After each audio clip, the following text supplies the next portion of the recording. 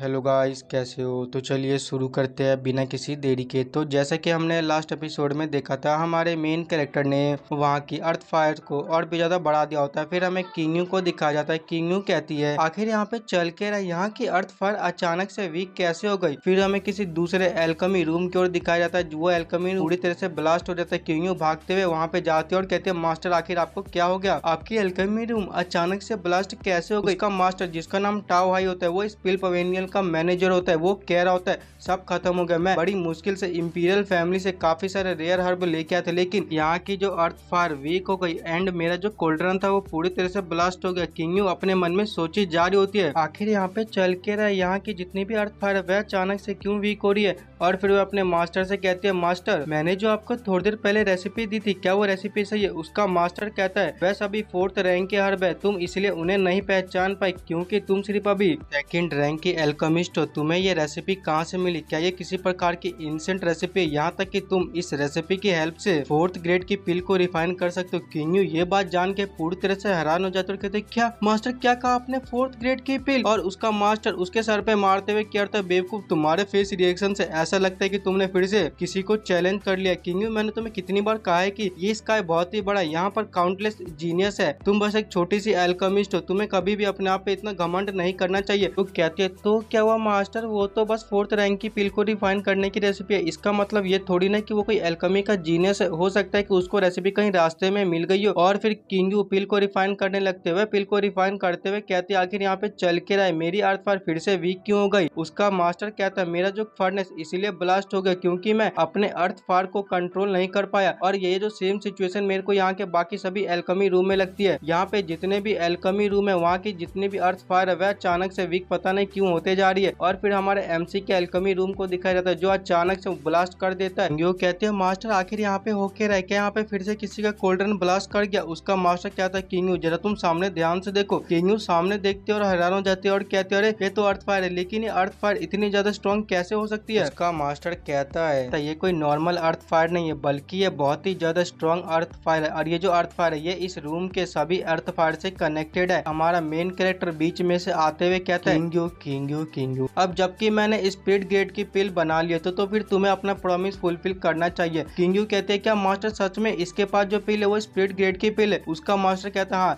इसके पास जो पिल है वो सच में स्पिरिट ग्रेड की पिल है और ये कोई नॉर्मल 2nd रैंक की पिल नहीं है, बल्कि ये बहुत ही ज्यादा हाई क्वालिटी की पिल है। ये मेरा फर्स्ट टाइम है कि जब मैं एक ऐसे स्पिरिट ग्रेड की पिल को देख रहा हूँ जिसके ऊपर पिल पैटर्न हो। पिल पैटर्न ये ऐसी चीज है जिसे इस वर्ल्ड में कुछ ही लोग कर पाते हैं। हमारा मेन कैरेक्टर कहता है किंगयू सच में तुम्हारा मास्टर तो बहुत ही ज्यादा नॉलेजेबल पर्सन है। और फिर जो किंगयू होते हुए अपने गले पे स्वॉर्ड को रख लेते और कहते हैं मेरा नाम किंगयू है, मैं किसी से बिल्कुल भी नहीं डरती हूँ, मैं अपने प्रॉमिस को जरूर पूरा करूंगी और मैं आज अपने आप को यहीं पे खत्म कर दूंगी। ये देख के उसका मास्टर घबरा जाता है और एक अटैक करके उसको स्वॉर्ड को हटा देता है और फिर उसको उठा के कहता है यंग मास्टर को कृपया करके इस लड़की को माफ कर दीजिएगा, ये लड़की मेरी पर्सनल डिसाइपल है, ये बहुत ही ज्यादा एरोगेंट है, प्लीज मैं इसके लिए आपसे माफी मांगना चाहूंगा। और किंगयू कहते हैं मास्टर मुझे छोड़िए, मैंने कहा ना मास्टर मेरे को छोड़िए, आज मैं अपने आप को मार लूंगी। लेकिन उसका मास्टर उसके सर पे एक पंच मारता और कहता है बेवकूफ कहीं को, मैंने कहा तुम वहीं पे चुप हो जाओ। फिर एमसी पिल पवेलियन के मास्टर से कहता है वैसे तुम्हारा टाओयुन के साथ क्या रिलेशनशिप है? टाओ हाई कहता है वो मेरे एंसेस्टर थे और अपने मन में सोचे जा रहा होता है आखिर ये मेरे एंसेस्टर को उनके नाम से क्यों बुला रहा है। फिर हमारा एमसी कहता है हाँ तो ठीक है ना, वह बस एक 9th रैंक का ही एल्केमिस्ट था और तुम्हें देखो तुम सिर्फ अभी 3rd रैंक के एल्केमिस्ट हो, तुमने तो अपने एंसेस्टर की काफी सारी बेइज्जती करवा दी। टाओ हाई कहता है हेवन फायर कंट्रोल आर्ट ये मेरे एंसेस्टर द्वारा छोड़ी गई थी, ये काफी ज्यादा अच्छी टेक्निक है, लेकिन ये कितनी अफसोस की बात है ना कि हमारे पास सिर्फ इसका एक छोटा सा हिस्सा बचा हुआ है। मैं काफी सालों से सिर्फ इसको ही सीखता रहा हूँ जिससे कि मैं सिर्फ अभी 3rd रैंक का ही एल्केमिस्ट बन पाया हूँ। फिर हमारा एमसी कहता है तो ऐसा लगता है मुझे उस फेवर को रिटर्न करना पड़ेगा जो तुम्हारे एंसेस्टर ने मेरे ऊपर किया था। और फिर वो complete heaven fire control technique उसके माइंड में ट्रांसफॉर्म कर देता है, उसके माइंड के अंदर वह टेक्निक आने लगती है और फिर वह घुटने पे आके एमसी से कहते हैं यंग मास्टर गु आपका बहुत बहुत शुक्रिया मेरी इतनी ज्यादा हेल्प करने के लिए। और वह अपने मन में सोच रहा होता है आखिर ये यंग मास्टर गु किस प्रकार का पर्सन है, इसके पास कैसे मेरे एंसेस्टर की सीक्रेट टेक्निक आ सकती है। सच में ये बंदा तो बहुत ही ज्यादा मिस्टीरियस है। हमारा एमसी उसको देख के अपने मन में सोचे जा रहा होता है ये मेरे को बिल्कुल टाओयुन की याद दिला देता है। मेरी प्रीवियस लाइफ में टाओयुन बहुत ही ज्यादा अच्छा बंदा था, जब लोग मेरे को बुली किया करते थे तब मेरे को वो हमेशा उन लोगों से बचाया करता था,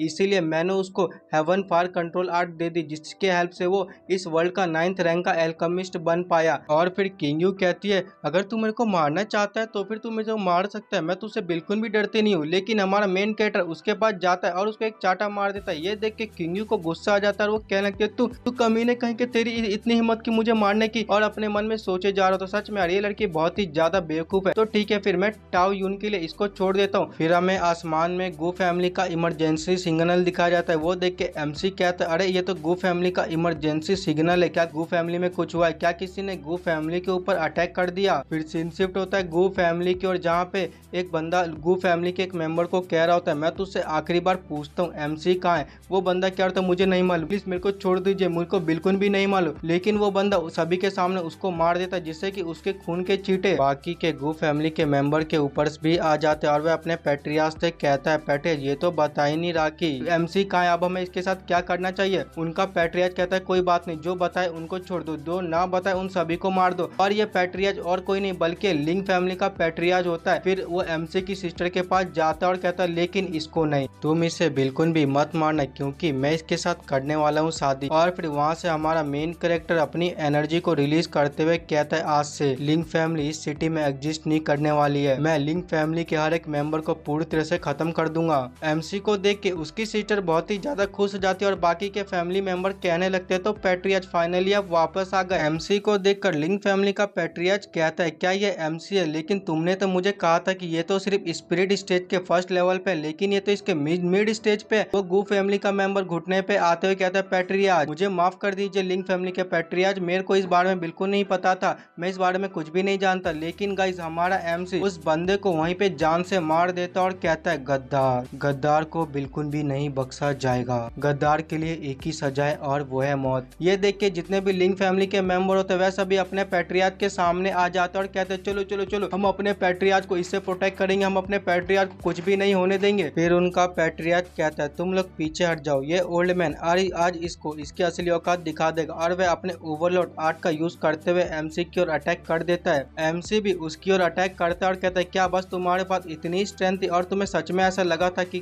तुम इतनी कम स्ट्रेंथ के साथ मुझे हरा पाओगे। और फिर वो दोनों पीछे हट जाते हैं। फिर हमारा एमसी उसकी ओर एक पावरफुल से स्वॉर्ड स्लैश करता है। ये देख के लिंग फैमिली का पैट्रियाज कहता आखिर ये हो क्या रहा है, इसकी ये अटैक इतना ज्यादा पावरफुल कैसे है, मुझे कुछ भी करके इस स्वॉर्ड अटैक को रोकना पड़ेगा। और वह आगे जाता है रोकने के लिए, लेकिन हमारा एमसी हवा में उड़ता है और उसके ऊपर काफी सारे स्वॉर्ड स्लैश का अटैक करके आगे चला जाता है और जिससे कि वो बंदे की हालत बहुत ही ज्यादा बेकार हो जाती है। ये देख के एमसी की सिस्टर अपने मन में सोचने लगती है ये तो डिस्टेंस स्वॉर्ड आर्ट है, जिसको सिर्फ जायो सैक के एल्डरी प्रैक्टिस करते हैं, लेकिन मेरे ब्रदर ने ये स्वॉर्ड टेक्निक कैसे सीख ली, आखिर मेरे ब्रदर को ये स्वॉर्ड टेक्निक कैसे पता है। और बाकी के जो लिंग फैमिली के जितने ही मेंबर होते हैं वो कहते हैं मार दो इस कमीने को, मार दो, इस कमीने ने हमारे पैट्रियाज के ऊपर अटैक किया, चलो चलो हम सभी इसको आज खत्म कर देते हैं। और हमारा एमसी अपने एक ही स्वॉर्ड स्लैश से उन सभी को वहीं पे खत्म कर देता है। और लिंग फैमिली का पैट्रियाज कहता है इस बंदे को छोड़ो, सबसे पहले हमें यहाँ से जाना चाहिए, हम बाद में इससे अपना बदला ले लेंगे। और वो लोग यहाँ से जाने लगते हैं। फिर हमारा एमसी उनकी ओर देखता है और कहता है क्या सच में तुम्हें ऐसा लगता है कि तुम अपनी मर्जी से यहाँ पर आ जा सकते हो, लेकिन इसके लिए काफी ज्यादा देर हो चुकी है, अब तुम सबको यहाँ पे मरना होगा। और फिर वह एक बहुत ही ज्यादा पावरफुल स्वॉर्ड का अटैक करता है जिससे कि वह सभी वहीं पे मारे जाते हैं। वह अटैक इतना पावरफुल होता है कि एमसी के खिड़की दरवाजे सब टूट जाते हैं। फिर वहाँ पे टावाई आ जाता है। टावाई कह रहा होता है यंग मास्टर गू, मैंने सुना था कि आपकी गू फैमिली के ऊपर लिंग फैमिली ने अटैक कर दिया, इसीलिए मैं अपने कुछ पिल पवेलियन से वॉरियर लेके आऊँ आपकी हेल्प के लिए।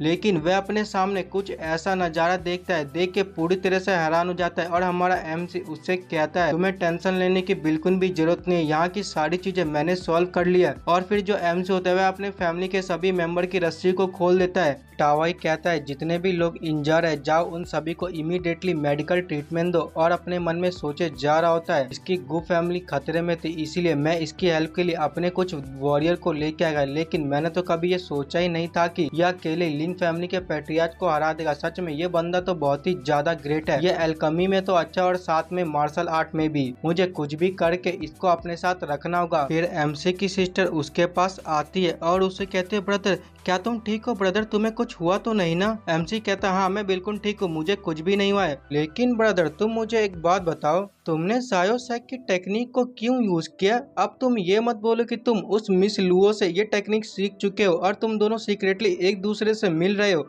तो गाइस इसी के साथ यह एपिसोड खत्म होता है। वीडियो कैसी लगी कमेंट में जरूर बताना। अब हम मिलेंगे किसी और एपिसोड में, तब तक के लिए गुड बाय।